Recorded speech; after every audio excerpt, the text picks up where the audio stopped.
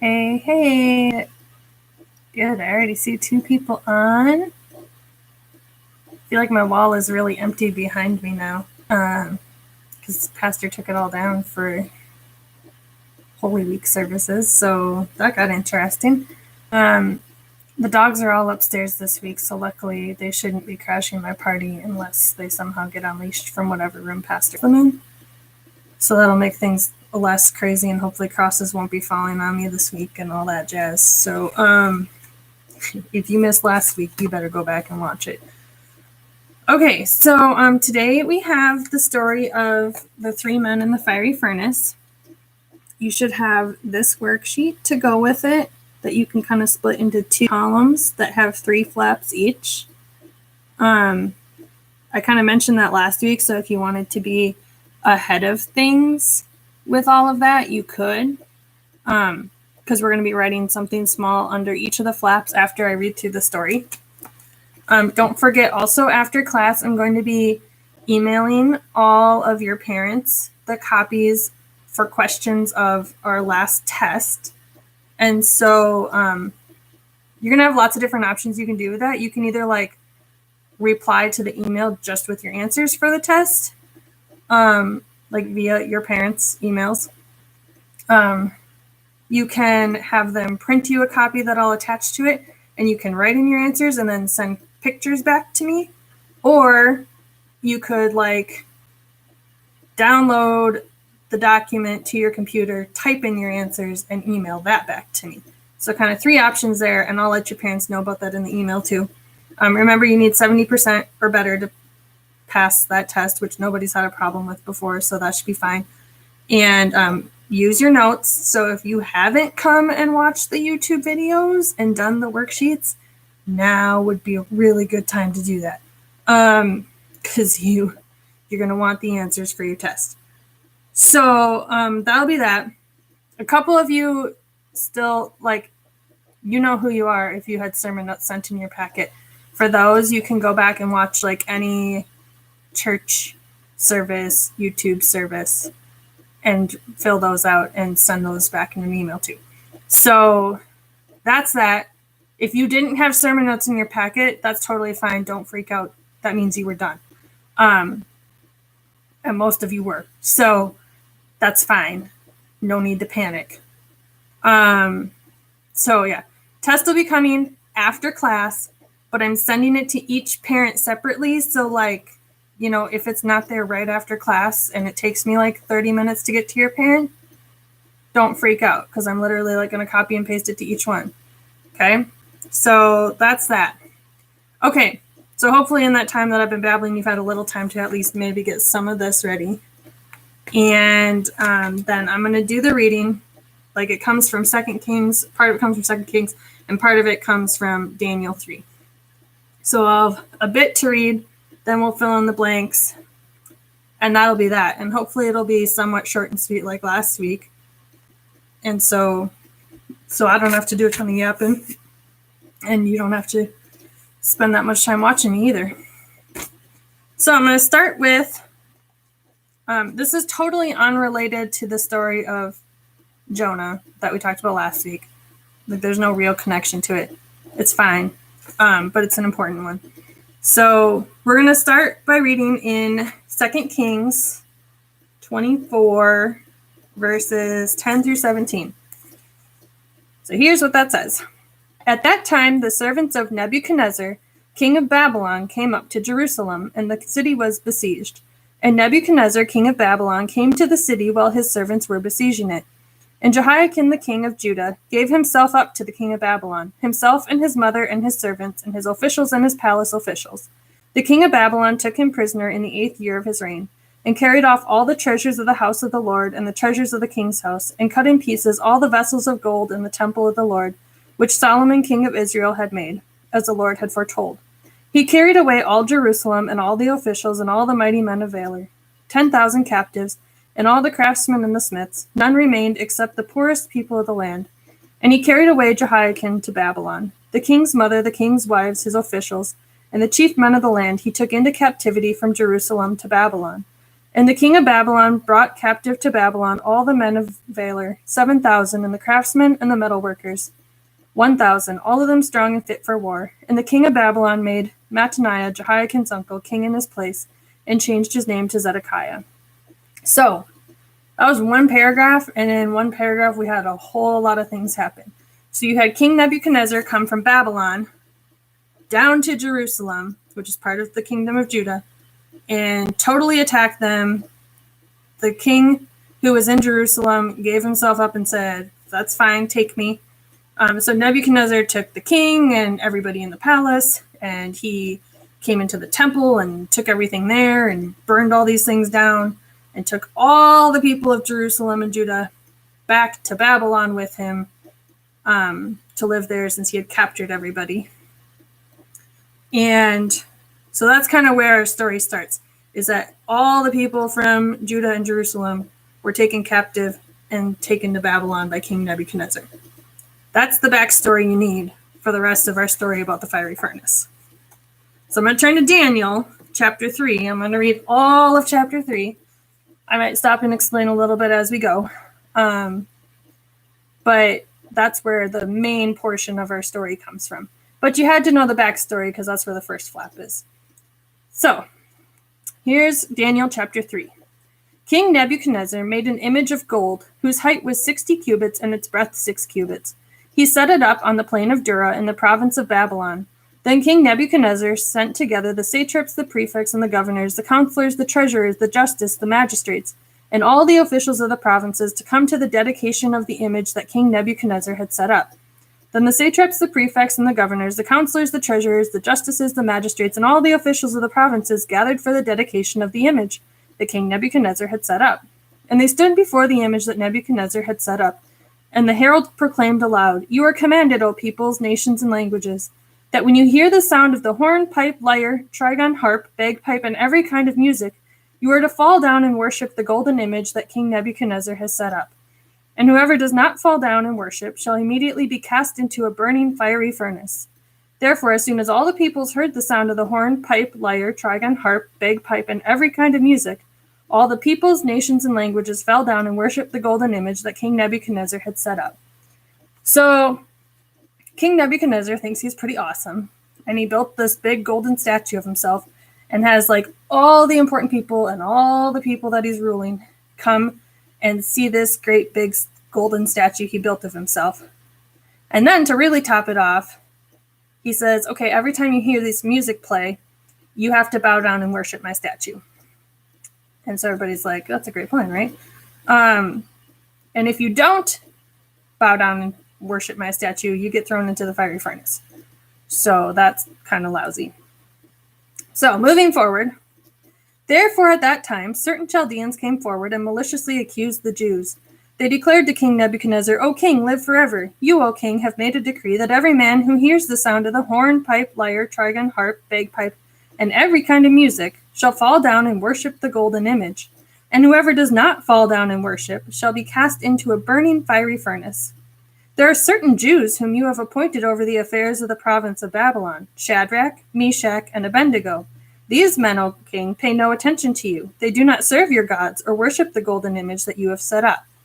Dun, dun, dun. So we got 3 guys who came from Jerusalem, the Jewish people. Shadrach, Meshach, and Abednego are not listening to what the king says, and they're not bowing down to the golden statue when the music plays. Then Nebuchadnezzar, in furious rage, commanded that Shadrach, Meshach, and Abednego be brought. So they brought these men before the king.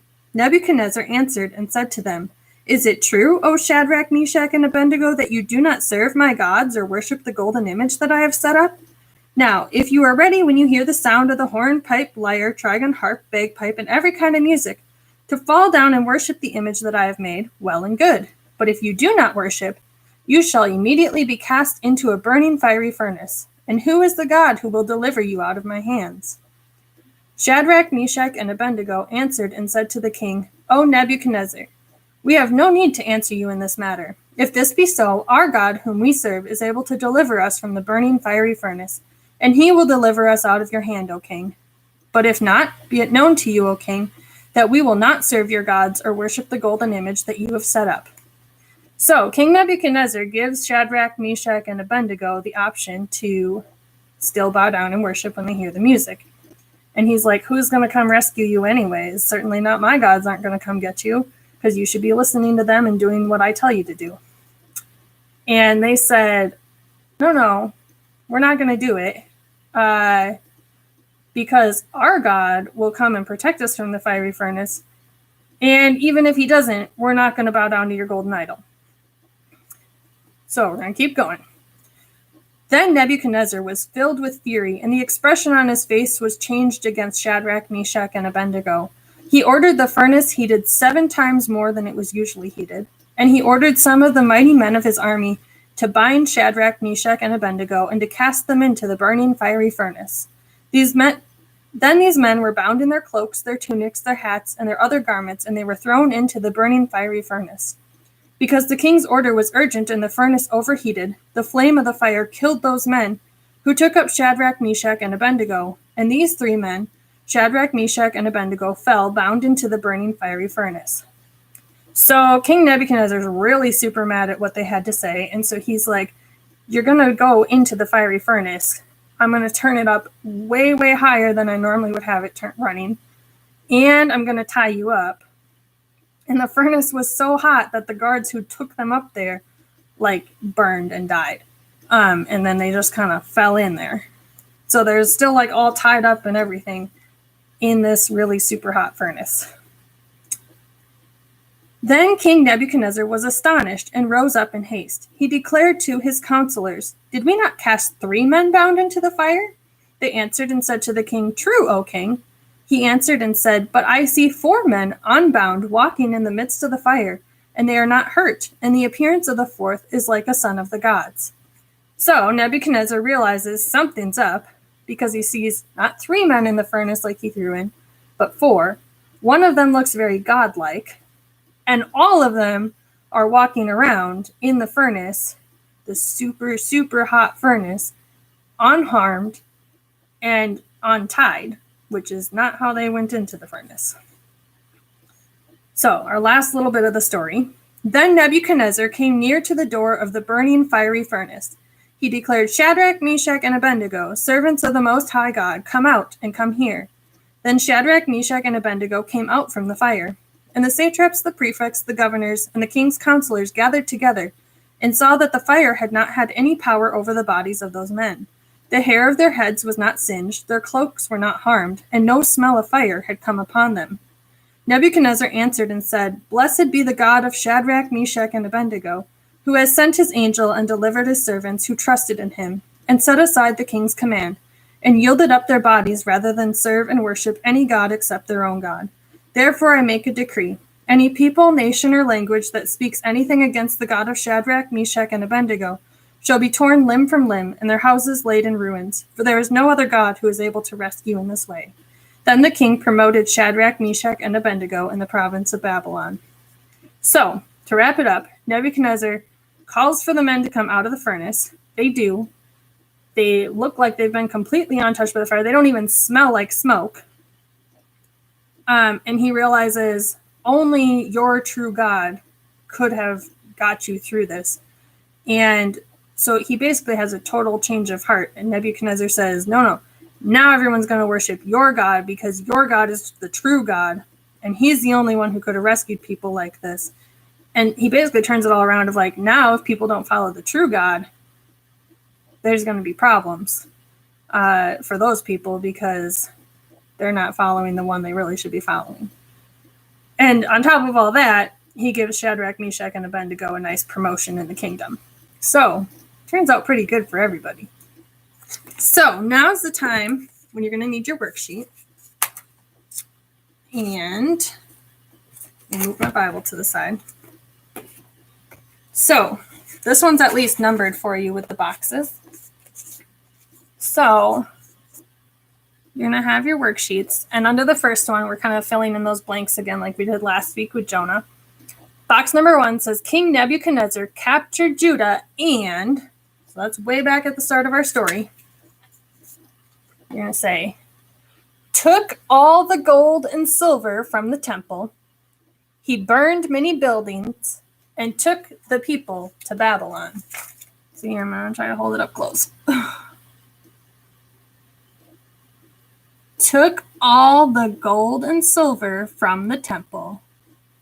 He burned many buildings and took the people to Babylon. That's what's going under that first one.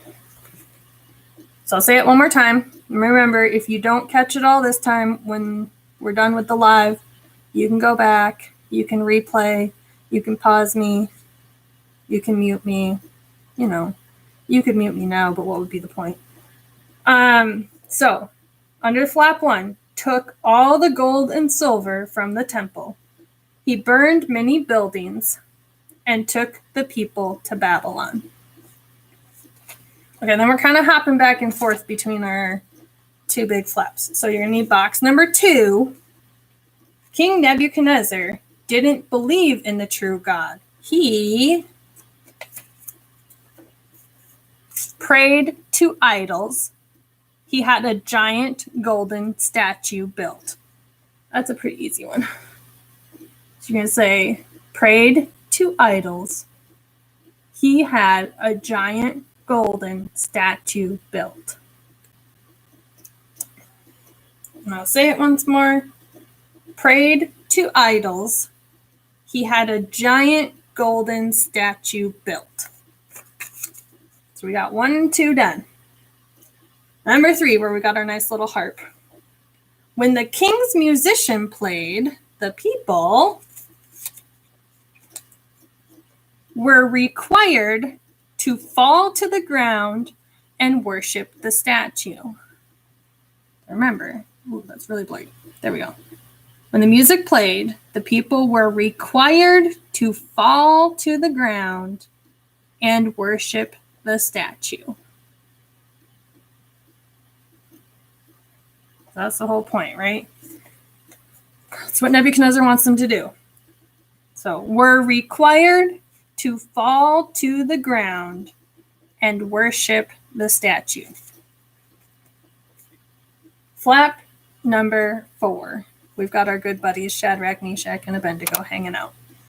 So it says, Shadrach, Meshach, and Abednego were thrown into the fire because they refused to worship the statue. That's a nice short and sweet one.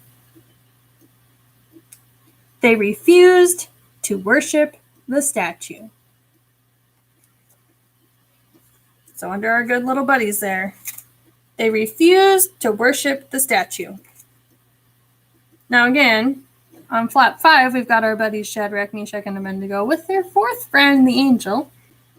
God sent, here's another short and sweet one, an angel to protect the 3 men. So you're right, he sent an angel to protect the 3 men. Just like the photo shows, an angel to protect the 3 men. And finally, flap number 6. When the 3 men were saved, King Nebuchadnezzar said, any person who speaks against the men's God will be put to death. So there's that one. Any person who speaks against the men's God will be put to death.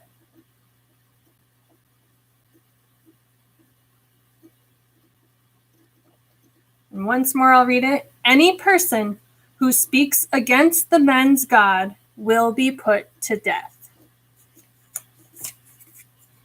And that's our story for today. Now remember, I said, after this, I'll be emailing each of your parents separately, so probably give me at least an hour before I've sent it to everybody, a copy of our last test, which is going to go all the way back to our story of David and Goliath through today's story, for what's fair game for me to ask questions about. You get to use all your notes. if you have not caught up with classes, make sure you do before you start answering questions on the test. Either email me your answers back just in a normal email, or, print the test and then send me pictures of your answers, or download the test, type in your answers, and send that back. Whatever way you prefer. Remember, we still do have 2 more classes, because you should still have some more worksheets. You will not be tested on that stuff, but you should still tune in, because no one, especially me, I don't like talking to a blank screen. Talking to the walls, no fun. But tune in, because we're going to talk about Daniel and the Lion's Den, and we're also going to talk about Queen Esther in the next 2 weeks. And while you're not going to be tested on that stuff, it's good stories to know before you're in the other classes, particularly pastor's class. But, it's good to know before, if you're a 5th grader now and you're going to be a 6th grader with me next year, it's good to know before our other stuff too. So still come join me, still put it in your notebook. It'll be fun to look back on later, maybe. I don't know. I was the weird kid who kept stuff like this. Maybe you're not that weird kid. So I will email your parents about the test. We still have classes you can tune into, because it's good information. And honestly, don't you miss me? I miss you guys. And remember, 70% on your test or better, just like it always is. I'm not worried about any of you. I think that's all I have left to say. Can you tell it's been a long time since I've been out of my house? I'm not a super social person, but guys, I'm getting tired of not being social. So, I feel your pain if you're the same way. So I think that's all I have to say. If you have questions, have your parents email me. I'm not that hard to find, honestly. And what else? I don't have anything else better to do than answer your questions right now. Let's be honest. So I missed hearing your questions in person though. That's sad. So that's that. Go back, fill things in if you need to. I will send links to all of our classes in that email in case you're missing one. And if you are people who are still maybe needing a couple sermon notes that I included in your packet, I will send some links to you guys individually to, hear some of the church services so that you can get that done too, if you haven't already been watching them. So that's that. Next week we'll do Daniel and the Lion's Den. That's a fun story. It won't take me too super long. Queen Esther will take a little longer, but it's a really interesting story. So, they're both going to be fun. So check in then. All right, I'll see you next week.